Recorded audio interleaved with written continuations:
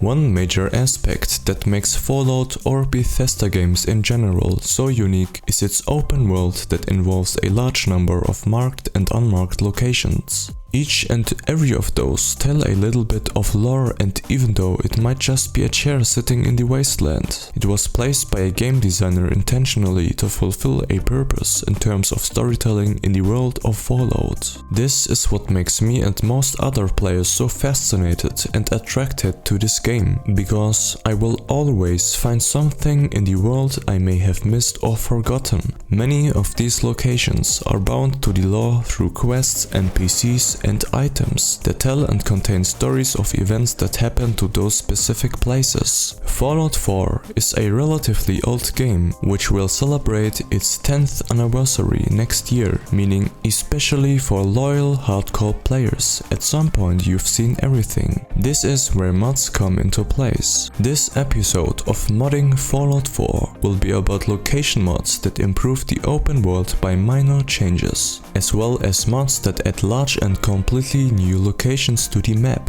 that also feature new lore-friendly content. Because there are a bunch of comprehensive location mods and I only can feature a small range of these in one video, this probably won't be the last episode of this topic, so feel free to tell me your favorite location mod in the comment section below. I know most of you watching aren't actually subscribed to my channel, so if you don't want to miss any videos in the future and want to help my channel grow, I'd be very glad about your subscription.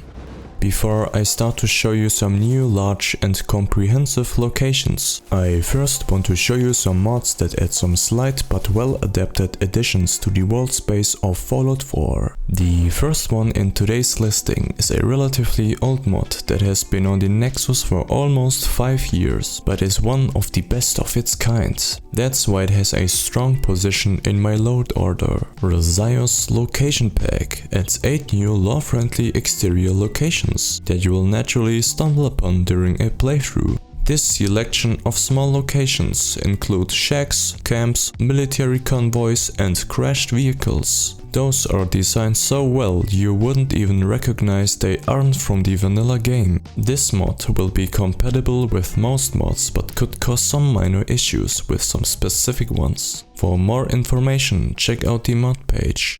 Next up on the list is a mod that also adds small changes to the world. Minuteman Watchtowers places 8 unique watchtowers all around the Commonwealth that are explorable and contain loot. Those towers once were strategic safety measures to observe and protect the surroundings and settlements. Unhappily, were taken away from gunners, so it makes it your duty in Operation of the Minutemen to recapture them. Again, a very lore-friendly mod that I strongly recommend to take a look at. This mod doesn't break precombines, but can conflict with some environmental overhauls like Boston natural surroundings and others, but fortunately there are some compatibility patches for these issues. A bigger mod in today's list also could be considered as a DLC-sized mod, but I chose to include it into this video because it adds a whole lot of new locations rather than adding an extensive questline to the game.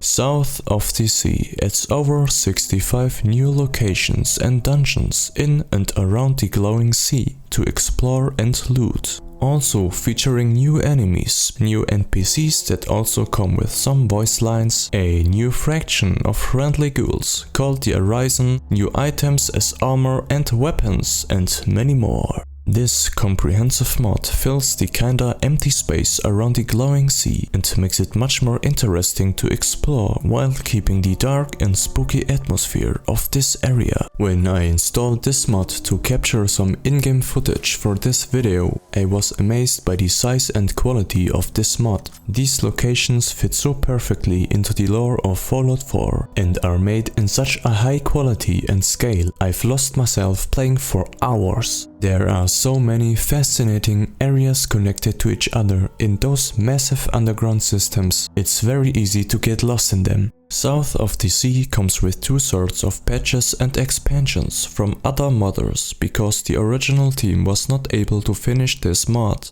Those are called optimization and compatibility for South of the Sea, which optimizes the mod's performance as well fixes some bugs and glitches that came with the original mod, and also includes some content that wasn't finished. The other is called South of the Sea, Atom Storm, which continues and remixes the original mod in a more story-driven way while also optimizing it.